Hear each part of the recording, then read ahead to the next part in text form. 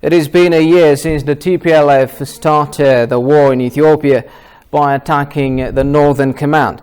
Ethiopia has been through tough times. Since then, the war has been changing its face. The country has been fighting the cyber and diplomatic warfare which the clique launched using its Western allies and its propaganda machines, apart from the actual war on the ground. Though the TPLF is the main party which is responsible for the inconceivable crimes committed against civilians, the US and its allies have continued their pressure on the government of Ethiopia, accusing it of exacerbating the situation. The US recently threatens to use military options in Ethiopia if the two parties do not negotiate for an immediate ceasefire. Why is the US showing interest to intervene militarily in Ethiopia? We will be discussing the matter with my colleague Binyam Alamayo. Thank you for having you, Binyam. A warm welcome. Well, as I said earlier, the war in northern part of Ethiopia marks 1 year and the humanitarian situation is getting worse. Since the TPLF attacked the northern command of the National Defense Force, Ethiopians have been fighting to save the country from falling apart. The TPLF has been using its full capacity to dismantle the country, and it's been using all means to break the country apart. When it failed to win the actual war, it turned its strategy to a cyber and diplomatic warfare to weaken the government. It somehow succeeded. The government of Ethiopia is now under external pressure to sit down with a criminal clique for negotiation, and this continued pressure is being led by the United States. It seems like the US is desperate to save the TPLF from disappearing from the political scene. It still does not dare to criticize the criminal clique for committing atrocities against civilians because of their ethnicity. On the contrary, they blame the government for what is happening in Ethiopia. So before I give you the chance to comment, let's listen to what the US representative to the UNSC said in the Council's recent meeting on Ethiopia. Let's see the clip and we'll get back to it.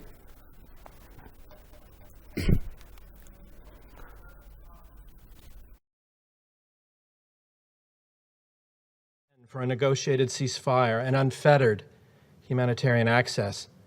And we called more broadly for a national political dialogue that would be inclusive of all Ethiopians. Since then, no progress has been made on any of these fronts, none. As we have heard from the Secretary General, the military confrontation has escalated. The Ethiopian government has not responded positively to proposals for negotiations. Instead, it has publicly called for the mobilization of militia. Well, so what can we say about US's position towards the war in Ethiopia and its call for negotiation? Okay, thank you, Solomon. As we've heard the U.S. representative to the UNSC, he was calling on the Ethiopian government to sit down and talk with the TPLF. But we need to understand what victory means to each one of the parties involved. That is the TPLF on the one hand and the Ethiopian government on the other. So victory for the TPLF means getting back to federal power in the first place. But I don't think that's feasible now because the TPLF is a very hated and it's a group that is unwelcome in the whole of Ethiopia. The second choice would be for the TPLF to maintain the status quo ante of 2018 when it was a regional or state government in Tigray. But that again is not a feasible option because for the TPLF and the Ethiopian government to go hand in hand as a regional and federal government is unthinkable given the reality on the ground. And the third is the dismantling of Ethiopia and paving the way for the establishment of what is widely known as the Independent Republic of Tigray. So that's what the TPLF fights are working. For Abiy Ahmed or the Ethiopian government, victory means holding those responsible for the treason of November 4, 2020, when the attack was committed on the northern command of the Ethiopian armed forces. also, on November 10, 2020, about 1,000 ethnic Amhara were massacred by the TPLF's Samri youth group, and the holding of those and bringing them to justice is what's Ethiopia's victory. And then it also means bringing the culprits of the destruction, looting, gang rapes, and the destruction of civilian properties and infrastructure in Afar and Amhara to justice. It's what constitutes Ethiopian victory. So nothing less than this is a total defeat for Ethiopia. And for the TPLF, if Ethiopia gains advantage in bringing to justice any one of those involved, then it will be a shame for the TPLF, because it will be held accountable for war crimes, for rape, for looting, and everything. Thus, it's unthinkable for the TPLF to sit down with the Ethiopian government and negotiate for a give and take. So clearly these two are incompatible. But why is the U.S. pushing for dialogue? The question. Now the U.S. knows full well that the Ethiopian government has the wishes and demands of the Ethiopian people at heart. Thus, it will not be a kind of puppet government that they want in the Horn of African region to advance their own interests. It will not be the proctor of the West in East Africa. And the new democratic government has frustrated the West continuously, because they wanted to use Ethiopia as a base for their cultural, economic, and political domination in the region. But that has not been possible. Although initially Abiy Ahmed and his clique was the darling of the West, it became very apparent that the West wants Ethiopia as a Trojan horse for the advancement of its own interests. And then they know that the victory of Ethiopia over the TPLF will strengthen Ethiopia's position in the Horn of African region. And growingly, Ethiopia became a growing power in the region, much to the dismay of the US and its Western allies. So they want the Abiy government to be dislodged, and for this to happen, they want a military intervention or a propaganda warfare.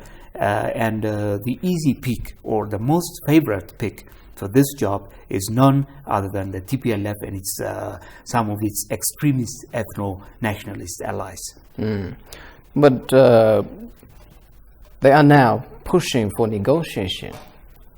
But is negotiation possible? I mean, there are preconditions for both sides. For example, the TPLF put preconditions when the Ethiopian government withdrew its forces from Tigray.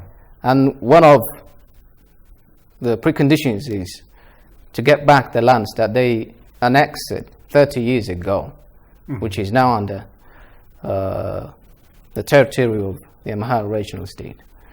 So who is going to give that land back to the TPLF, where it has been committing atrocities against civilians based on their ethnicity?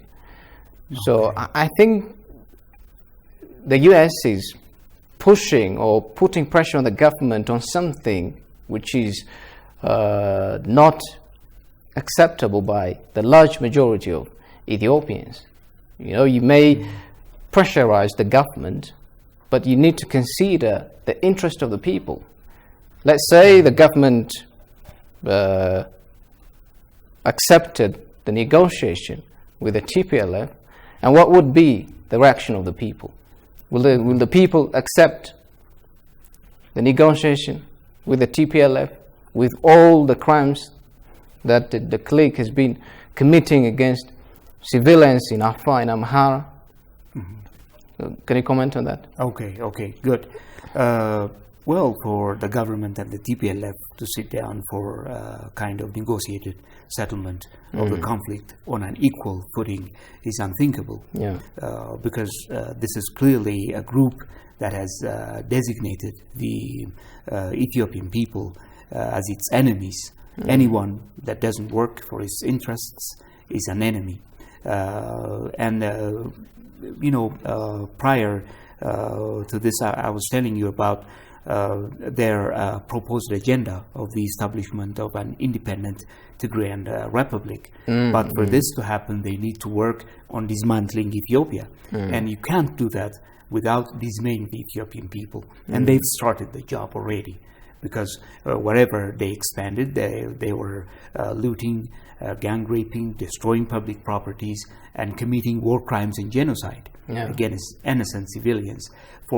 Thus, how can you negotiate with a group that has done all this?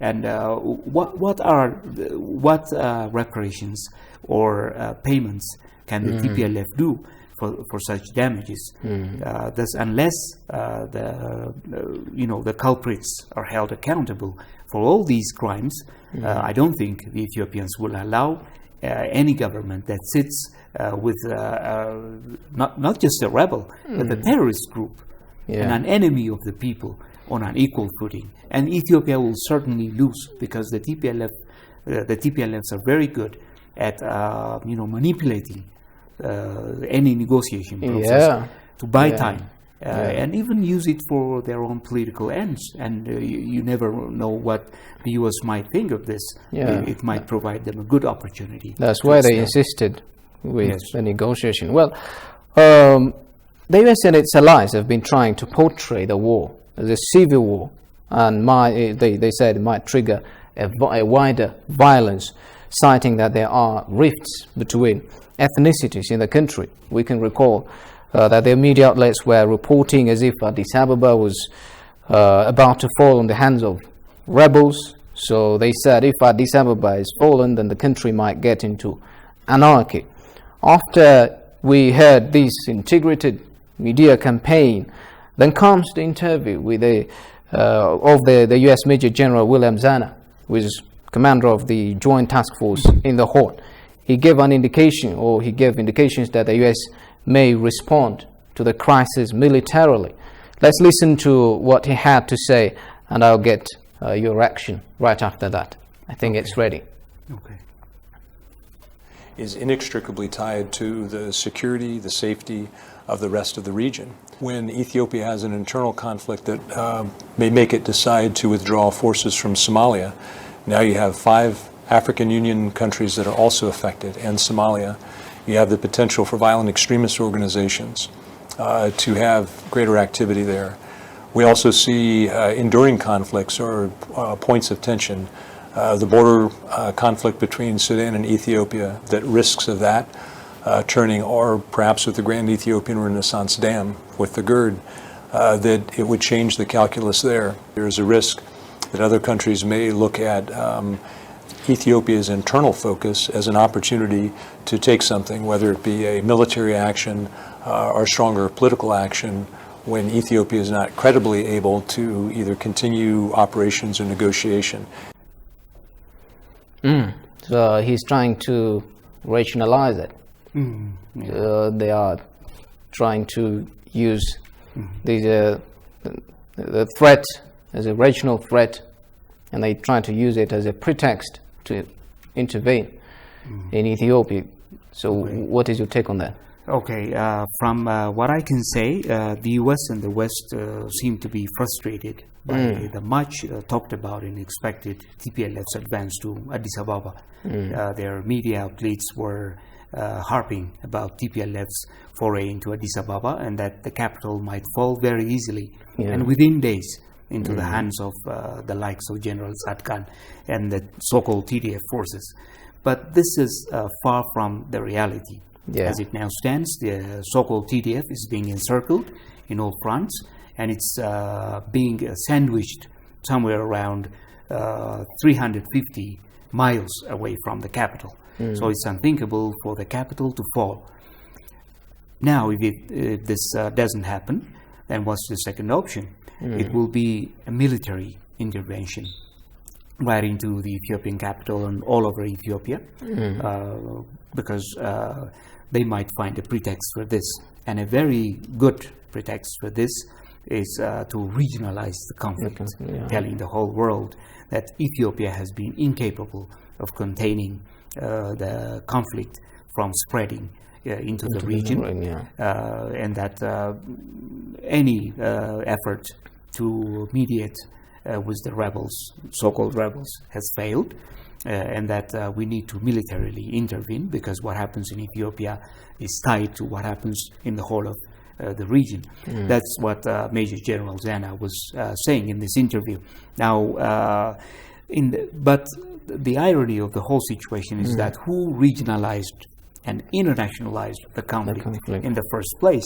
Yeah. I am going to argue that it was the TPLF which regionalized the conflict in the first place, because remember, when it attacked the northern command of the Ethiopian armed forces, it also launched rockets into the Amhara capital and the neighboring regional Asmara.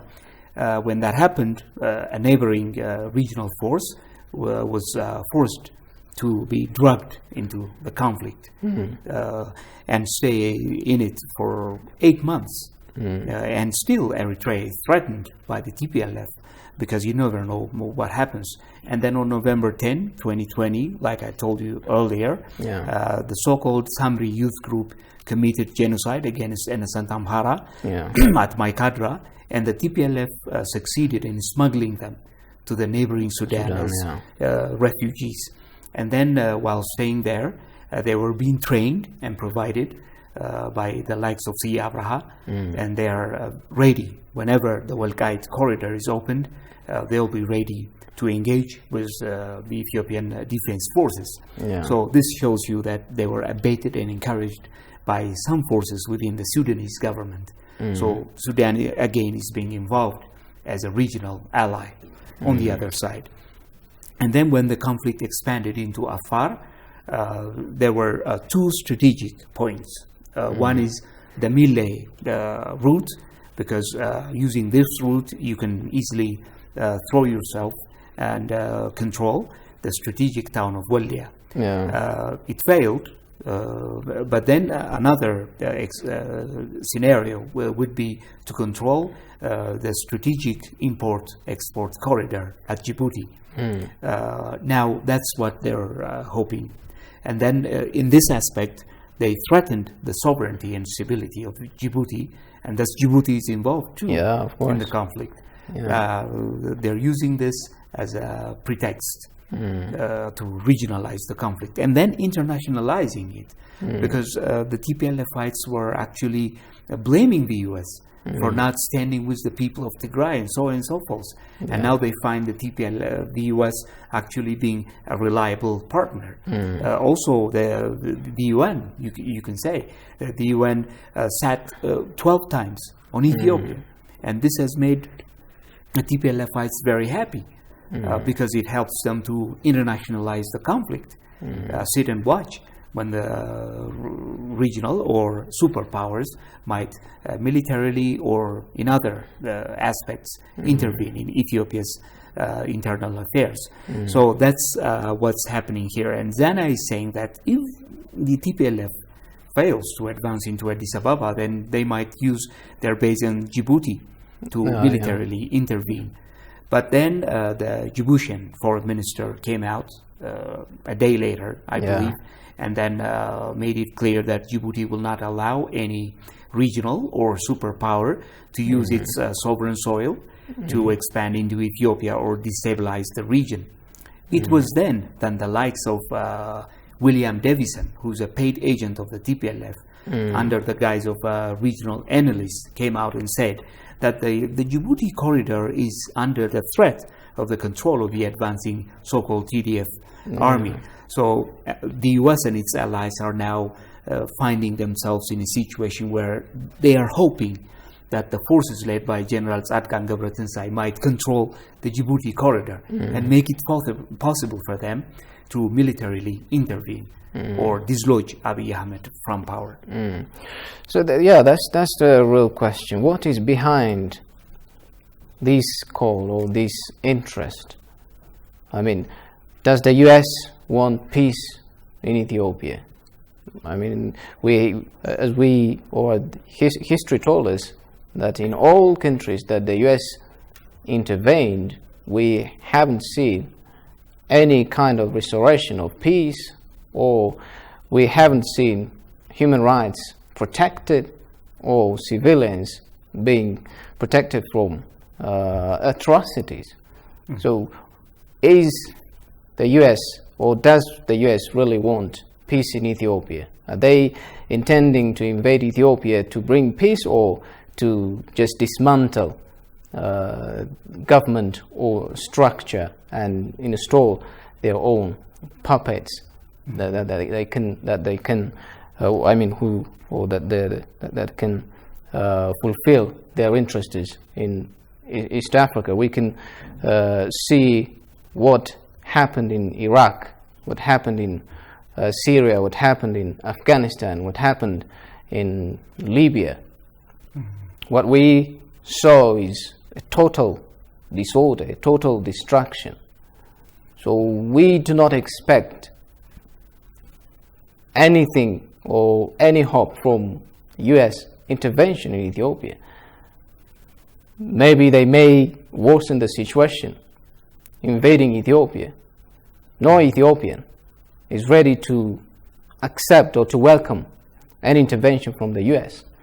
Ethiopia is a strong nation. It has a government which is elected by the people, and Ethiopians believe that they can deal with the situation without any external intervention.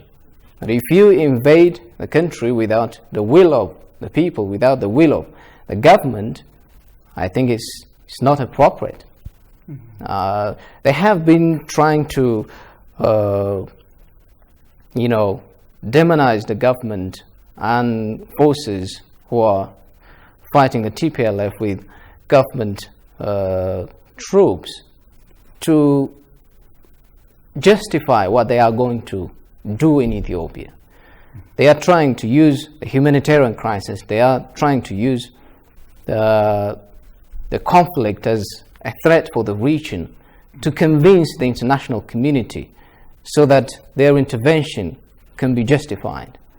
That's what they did before they invade Iraq, before they invade Syria, before they invade Libya. Yes. Indeed. And they didn't even think about the ramifications.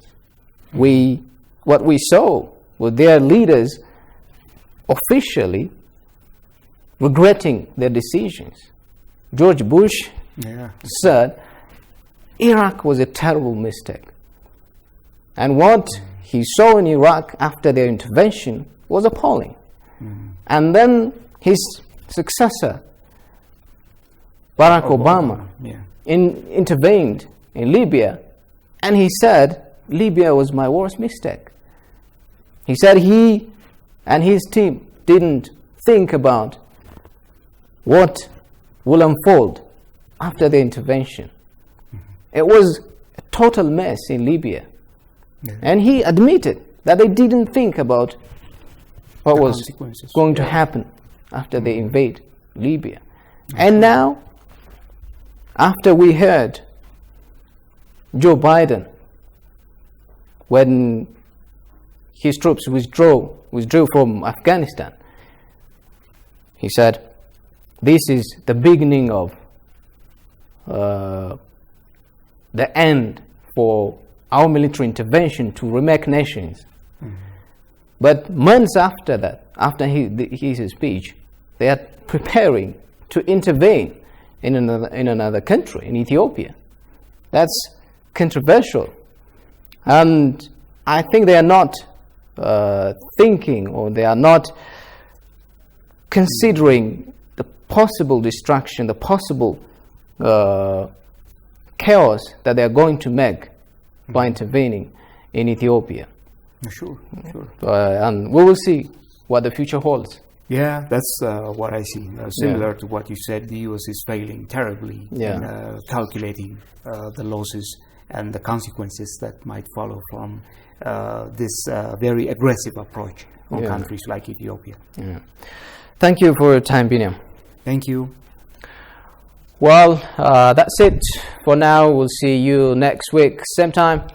Goodbye for now.